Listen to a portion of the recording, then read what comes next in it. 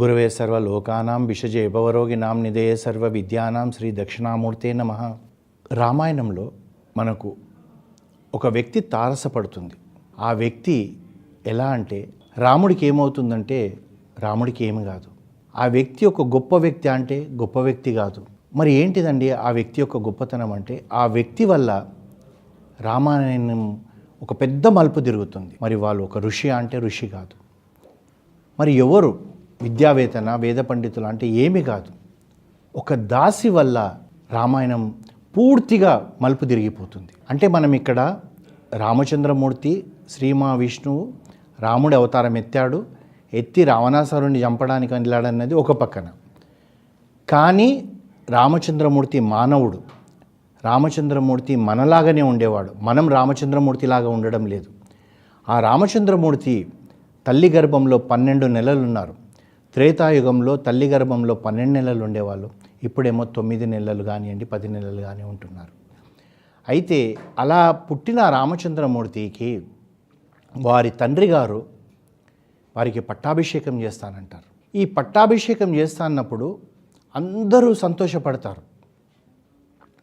అయితే అక్కడ ఒక వ్యక్తి తనకు తెలియకుండానే ఎలా దిగజారిపోతుందంటే వాల్మీకి మహర్షి చెప్తాడు. తను మేడపైన ఉంటుంది. మేడపైన నిలబడి చూసేటప్పటికి అయోధ్యలంతా ఎక్కడ చూడు సంబరాలు చేసుకుంటున్నారంట. సంబరాలు చేసుకుంటుంటే ఇంకొక దాసి అక్కడికి ఏం పోతుంటే దాసిని అడుగుతుందంటే ఏమే ఇలారా, అక్కడెక్కడో రాముడు తల్లి అందరికీ దానాలు ఇస్తుంది అంటే రాముడు తల్లి దశరథ మహారాజు మొదటి భార్య, ఆవిడ పొట్టప్పు రాణి అయినా కానీ రాముడు తల్లి అంటుంది కానీ రాణిగారు అంటలేదంటే ఆ వ్యక్తిత్వం ఎట్లాంటిదో మనకు తెలుస్తుంది. అలాంటి వ్యక్తిత్వం మన లోపల కూడా ఇప్పుడున్నాయి. మనకు నచ్చిన వాళ్ళను కనీసం పేరు పెట్టే విలువం వాడేమో అటుపోతున్నాడండి, అదేమో అటుపోతుందండి, ఇలాంటి మాటలు మాట్లాడతాం. అలాగే ఈ మందరు అడిగేటప్పటికీ ఆ దాసి అన్నదంట, అయ్యో నీకు తెలియదా ఇవ రాముడికి పట్టాభిషేకం కదా అంటారు. అనగానే ఇలా పైకెంచి కిందికి వస్తుందంట. స్ప్లిట్ ఆఫ్ సెకండ్లో కిందికి అంతఃపురంలోకి వస్తుందంట. అంటే ఒక మనిషి దిగజారిపోవడం ఏ విధంగా ఉంటుందని చెప్పి ఆ వాల్మీకి మహర్షి అక్కడ వర్ణించాడు. వచ్చి మనందరికీ తెలుసు, ముందు కైకేయికి చెప్తే కైకేయి సంతోషపడుతుంది నా రాముడికి పట్టాభిషేకం అని. కానీ కైకేయి బుద్ధిని ఎంతగా మారుస్తుందంటే ఆ కైకేయి ఒక పాషాణం మాదిరిగా అయ్యి దశరథ మహారాజుతోటి 2 కోరికలు కొడుతుంది. ఒకటి రాముడు ఇదే క్షణాన వనవాసం 14 సంవత్సరాలకు వెళ్ళాలి, ఈ ముహూర్తానని భరతుడికి పట్టాభిషేకం చేయాలి. అంటే కైకేయి ఒక మహారాణి. మరి ఈ మందరు ఎవరంటే కైకేయి తన పుట్టింటి నుంచి తెచ్చుకున్న దాసి. మరి ఈ దాసికి రాముడు రాజైనా పెద్ద తేడా లేదు, భరతుడు రాజైనా పెద్ద తేడా లేదు. కానీ ఎందు గురించి రాముడు వద్దనుకుంటుంది అంటే మన లోపల కూడా ఇప్పుడు మనం చూస్తున్నాం. రామాయణంలో రామచంద్రమూర్తి ఒక పని చేశాడు. ఏంటిది ఆ పని అంటే రావణాసురుడిని చంపాడు, మందరని చంపలే. ఆ మందర కలియుగంలో ప్రతి వ్యక్తి జీవితంలో ప్రతి వ్యక్తి మనసులో ఇప్పుడు మందర ఉంది. నా మనసులో ఉంది, మీ మనసులో ఉంది. కానీ ఇది మందర అని చెప్పి కొందరికి తెలుస్తుంది, వాళ్ళు మార్పు తెచ్చుకోవడానికి ప్రయత్నమిస్తారు, కొందరు మార్పు తెచ్చుకోరు. రాముడికి పట్టాభిషేకం అంటే ఎందుకంత ఈర్ష, ఎందుకంత అసూయ? పోని భరతుడు రాజు అయితే ఈమెకి ఏదైనా పెద్ద పదవి వస్తుంది అంటే అప్పుడు ఈమె దాసిగానే ఉంటుంది, ఇప్పుడు కూడా దాసిగా ఉంటుంది. కానీ తెలియని ఈర్ష వాడికి ఎందుకు అన్నట్టు ఇప్పుడు మనం ఇలాగే బిహేవ్ చేస్తాం. వాడు ఐఐటీలో సీట్ రావడం ఏంది, నా కొడుకుకు రాకపోవడం ఏంది, నా కొడుకు కన్నా మించినవాడా, అంతకన్నా ఎక్కువ చదువుతాడా, ఇలా మనం ఈర్షపడతాం. లేదా ఒకరి కారు కొంటే కూడా మనం ఈర్షపడతాం. ఒకరికి ప్రమోషన్ వస్తే ఈర్షపడతాం. కొందరికి ఒకరి ఇల్లు కొనుక్కుంటే కూడా మనం ఈర్షపడతాం. ఆలోచించండి, అదే మందర, ఆ మందర బుద్ధే మన లోపల ఉంది. అప్పుడు మనం అలాంటి ఆలోచన వచ్చిన వెంటనే నేను మందరలాగా బిహేవ్ చేస్తున్నాను, మందరలాగా ఆలోచిస్తున్నాను, మందరను చంపేయాలని చెప్పి ఆలోచిస్తే మనం ఉన్నతమైన వ్యక్తుల కింద మనం కీర్తించబడతాం. అంతేగాని మనం పాపం చేస్తాం. ఏంటిదండి ఆ పాపం అంటే మందరలాగా ఈర్ష వచ్చి మందర ఏం చేసింది, రాముడు రాజు అయితే నిన్ను చంపేస్తాడు, నీ కొడుకుని చంపేస్తాడు, నువ్వు అడవిలోకి పోతావు, వాళ్ళమ్మ రాజమాత అవుతుంది, నువ్వు అడుక్కొని తినవలసి వస్తుంది, నువ్వు ఊడ్చుకోవాల్సి వస్తుంది, ఇలాంటివన్నీ చెప్తుంటారు. అలాగే మనం ఏం చేస్తాం, మన స్నేహితుడికి మంచి ప్రమోషన్ వచ్చిందనుకోండి, ఎక్కడో మంట మొదలవుతుంది. దాన్ని ఇంకొక రకంగా చెప్పాలంటే యాసిడిటీ మాదిరిగా అవుతుంది. యాసిడిటీ అయినప్పుడు ఏం చేస్తాం, మనము బయటికి కక్కడానికి ప్రయత్నం చేస్తాం. ఏం చెప్తాం, ఎంత స్నేహితుడైనా ఇవాళ మీరేదో వాడు ప్రమోషన్ వచ్చింది అనుకుంటారు సార్. అసలు వాడు నేను 10th ఉన్నప్పుడు నా సైన్స్ పేపర్ చూసి వాడు పాస్ అయ్యాడు, లేకపోతే వాడు 10th ఫెయిల్ అయిపోయేవాడు, ఏ హోటల్లో పని చేసుకునేవాడు అని చెప్తాం. అంటే నిన్నటి వరకు నీ స్నేహితుడు అన్న వ్యక్తి ఈరోజు అతనికి ప్రమోషన్ వచ్చిందో లేదో వ్యాపారంలో డబ్బులు వచ్చి ఒక మర్సిడీస్ బెంజ్ కొన్నాడు, ఎందుకు ఇప్పుడు నువ్వు తప్పుడు మాటలు చెప్తున్నావు? చూడండి, మనుషులలో అంటే మీరు నేను అందరం కూడా ఎప్పుడో అప్పుడు ఇలాంటి దోవల నుంచి వెళ్ళిన వ్యక్తులమే. మనం స్కూల్లో చదువుకున్నప్పుడే చూసుకోండి, మనం ఒక 3 స్నేహితులం ఉన్నాం, ప్రాణ స్నేహితులం. అందరం ముగ్గురం కూడా కంబైన్డ్ స్టడీ చేసాం, అన్నీ చేసాం. చేసిన తర్వాత ఒక స్నేహితుడు ఫెయిల్ అయితే తత్తిమ ఇద్దరు చాలా బాధపడతారు. ఎంతగా బాధపడతారంటే, అరే నా స్నేహితుడు ఫెయిల్ అయ్యాడు అంటాడు. ఈ 3 స్నేహితులలో ఒక్క స్నేహితుడు కాలేజ్ ఫస్ట్ కానివ్వండి, స్కూల్ ఫస్ట్ కానివ్వండి, స్టేట్ ఫస్ట్ కానివ్వండి, అప్పుడు ఇద్దరు లోపల వెంటనే మందర పుడుతుంది. వాళ్ళు భరించలేకపోతుంటారు. అరే ఏమరా మనం ముగ్గురం కలిసి చదువుకున్నాం, వాడికి అంత రావడం ఏంది, మనకు రాకపోవడం ఏంది, వాడేమైనా చేశాడా, ఎవరైనా ఇన్విజిలేటర్తో మాట్లాడుకున్నాడా, ఎగ్జామ్ అయినాక మళ్ళీ పేపర్ పెట్టి రాశాడా, ఇలాంటి యాటిట్యూడ్ అన్నీ మనకు వస్తాయి. ఇవన్నీ మనం చేస్తాం, చెయ్యమండి అని అనకూడదు. మన కాలనీలో ఒకరు ఒక కారు కొన్నారనుకోండి, మనకు తెలియకుండా మనకు బర్నింగ్ మొదలవుతుంది. ఎందుకు అంటే అదే ఈర్ష్య, అదే అసూయ. అంటే ఒకరికి ఉండకూడదు, నాకే ఉండాలి, నేనే. ఆ విధంగా చేయడం వల్ల మందరకు ఆకరణ ఏమన్నా మిగిలిందా? ఏమీ మిగలలేదు. కొన్ని రోజులు రాముడు కష్టపడి ఉంటారు, కానీ తిరిగి రాముడు అయోధ్యను 11,000 సంవత్సరాలు పాలించి యుగాలు గడిచిపోతున్నాను, రాముడు లాంటి రాజు కావాలని ప్రజలు అనుకుంటారు, రాముడు లాంటి కొడుకు కావాలని చెప్పి ఒక తల్లి అనుకుంటుంది. ఎవరన్నా అంటారా మందర లాంటి కోడలు రావాలండి అని చెప్పేసి? ఒక్కసారి ఆలోచించండి. అంటే మన బుద్ధితోటి మనం ఎలా ప్రొజెక్ట్ అవుతామన్నది మనకు తెలుస్తుంది. మన ప్రజెంటేషన్ ఆనందపడండి. అవతల వ్యక్తికి వస్తే నిజంగా అండి మీ అబ్బాయి బాగా చదివాడండి, వాడికి ఐఐటీలో సీట్ వచ్చింది, మన కాలనీకే గర్వకారణం అండి అని చెప్పి అనుకోండి. ఆ కుర్రాడు మనసులో మీ గొప్పతనం ఎలా ఉంటుందంటే, వాడు రేపొద్దున ఏ సైంటిస్ట్ అయినా కానీ వాడు ఎప్పుడు మిమ్మల్ని గుర్తుపెట్టుకుంటాడు. అంతేగాని మనము వాడి ముఖం అండి, మా అబ్బాయి దగ్గర వచ్చి ఆల్జిబ్రా నేర్చుకునేవాడు, వాడికి ఎలా వచ్చిందంటే అదృష్టం ఉండాలండి, మా వాడికి అదృష్టం లేదు, ఇలాంటి మాటలు మాట్లాడకూడదు. అదృష్టం తర్వాత వచ్చింది, మీరు అదైతే వచ్చినదన్నది ఎప్పుడైతే సత్యమో ఆ సత్యాన్ని యాక్సెప్ట్ చేయండి. ఇప్పుడు మనం బయటికి వెళ్తే ఇది మెట్ట మధ్యాహ్నం 2 అంటే 2ను యాక్సెప్ట్ చేయండి. లేదండి ఇది 2 అని ఇక్కడ చూపెడుతుంది, మా ఇంటి దగ్గర 3 చూపెడుతుంది అంటే అవివేకుల కింద వస్తాం మనం.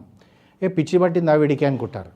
అంతేగాని మనము దాన్ని అలా కాకుండా మనము గౌరవించాలి, కాంప్లిమెంట్ చేయండి. మీరు ఒకవేళ మందరనే ఆ రోజు తాను వచ్చి కైకేయికి చెప్పకపోయిన ఉంటే రామాయణం ఉండేది కాదు. సరే రావణాసురుడు ఎలా చచ్చిపోయేవాడు అన్నది మనకు తెలియదు, కానీ ఒక చెడు గుణం వల్ల ఎంతమంది జీవితాలలో మనము కల్లోలం రేపుతాం.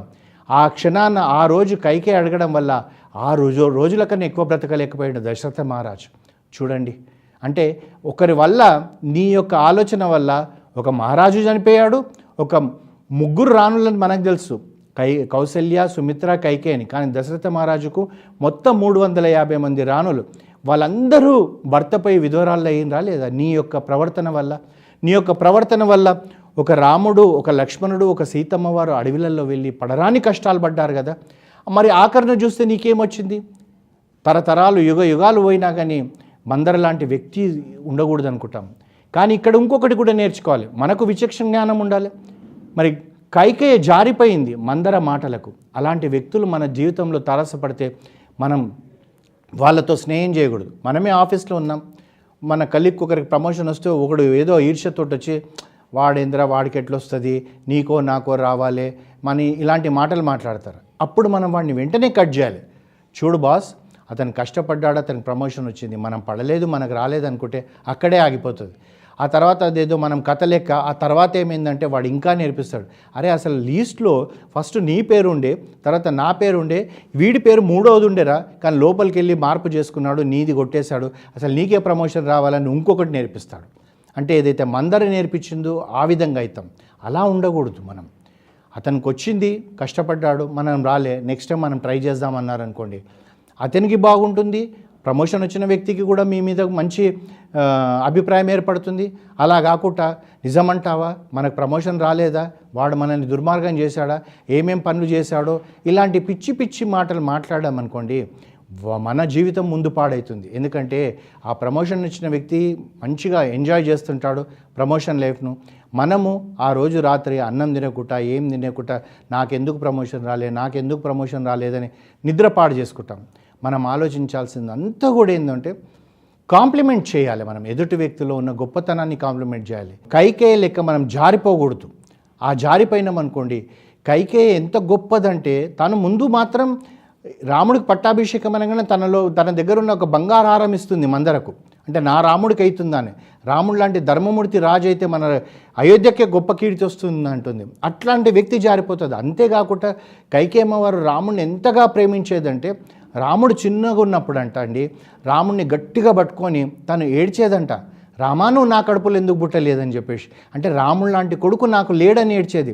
మరి అట్లాంటి వ్యక్తి తప్పుడు మాటలు విని ఎలా దిగజారిపోయింది. అంటే మనం ఆలోచించాల్సింది అంతా కూడా ఏంటంటే మనం మందరలాగా ఉండాలా అని చెప్పేసి.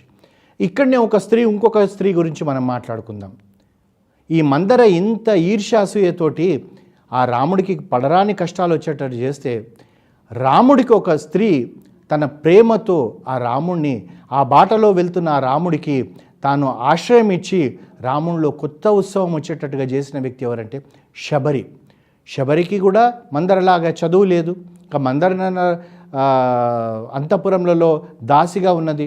ఎక్కడో అడవిలో ఉంది. తను అటవీ జాతికి చెందిన వ్యక్తి. తనకేమీ తెలియదు. తనకు తెలిసిందంతా కూడా రామనామమే. అంటే ఎంత పిచ్చి రాముడు అంటే వాల్మీకి రామాయణంలో లేదండి. తర్వాత రాసిన వాళ్ళు చాలా మాధుర్యంగా రాశారు. రాముడు వస్తే తనకు ఆతిథ్యం ఇచ్చేటప్పుడు ఆ పళ్ళను చూసి ఎక్కడ పుల్లగుంటాయో నా రాముడికి పుల్ల పండించిన దాన్ని అయితేనని చెప్పి తాను ఎంగిల్ చేసి తీయగా ఉంది రామ అని చెప్పి ఇచ్చిందంట. మరి ఆ ఎంగిల్ పండును తిన్న రాముడు ఎంత గొప్పవాడు. ఆ మాధుర్యాన్ని పొందాడు. మరి నాకు పొందడానికి కారణం ఏంది? ప్రేమ. శబరికి ఎప్పుడు కూడా ఏంటిది? తాను తిన్నదా లేదా తెలియదు. తనకు తెలిసిందంతా కూడా రామనామంలోనే తను ప్రేమిస్తూ పోయింది. రాముడు ఎవరో కూడా తెలియదు. రాముడు ఎప్పుడు వస్తాడో కూడా తెలియదు. రాముడు ఈ విధంగా ఉంటాడని కూడా తెలియదు. మరి రాముడిని ప్రేమిస్తూ పోయింది. అంటే మనం ఆలోచించాలి, మందరలాగా ఉండాలా, శబరిలాగా ఉండాలా. అంటే మనకి ఇప్పుడు రాముడు వస్తాడా అని పిచ్చి మాటలు మాట్లాడకూడదు. మన జీవితంలో ఇక్కడ 2 దోవలు ఉన్నాయి. ఒకటి మందర దోవ, ఒకటి శబరి దోవ. మనం ఏ విధంగా ఉండాలి? మనకు అనవసరం కొన్ని విషయాలు. మనం కొందరిని చూస్తుంటాం.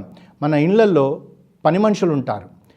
వాళ్ళు ఎక్కడో పక్క ఫ్లాట్లో ఉన్న వాళ్ళ విషయాలు వచ్చి మనకు చెప్తున్నప్పుడు మనము ఆ తర్వాత ఏమైందని అనకూడదు. ఏమాయి నువ్వు మా ఇంట్లో ఇట్లాంటివి మాట్లాడకూడదు, ఇలాంటివి చెప్పకూడదు అనాలి. ఎందుకంటే ఒకటి గుర్తుపెట్టుకోండి, వాళ్ళ ఇంటి నుంచి తెచ్చిన మాటలు మన ఇంట్లో చెప్తుందంటే మన ఇంటి మాటలు కూడా వాళ్ళ ఇంట్లో చెప్తుందని అర్థం చేసుకోవాలి. తనకు పడని రోజు మన ఇంట్లో ఏమీ లేకున్నా కానీ తాను ఏం చెప్తుంది? ఆమె నా అండి 302 ఫ్లాట్ ఆవిడకున్నంత అహంకారం ఎవరికి లేదండి అని ఇలా తప్పుడు మాటలు చెప్తారు. ముందే చెప్పేయాలి, అమ్మాయి నువ్వు వచ్చి ఇక్కడ పని చేసుకొని వెళ్ళు, కానీ నువ్వు ఇలాంటి మాటలు మాట్లాడకూడదు అని నిదానంగా ప్రేమగా చెప్పండి. నాకు నచ్చవు అని చెప్పారనుకోండి, అప్పుడు శబరి లాంటి వ్యక్తిత్వం మన లోపల ఉంటుంది. అంటే మనము దీన్ని ఎలాంటి ఆపర్చునిటీస్ వస్తుంటే ఆపర్చునిటీస్లలో రామాయణంలో ఉన్న గొప్ప వ్యక్తుల నుంచి మనం నేర్చుకోవాల్సింది ఇవే. అంతేగాని ఏదో రామాయణం ఎవరికి తెలియదండి. రామాయణం 3 నిమిషాలలో రామాయణం చెప్పొచ్చు.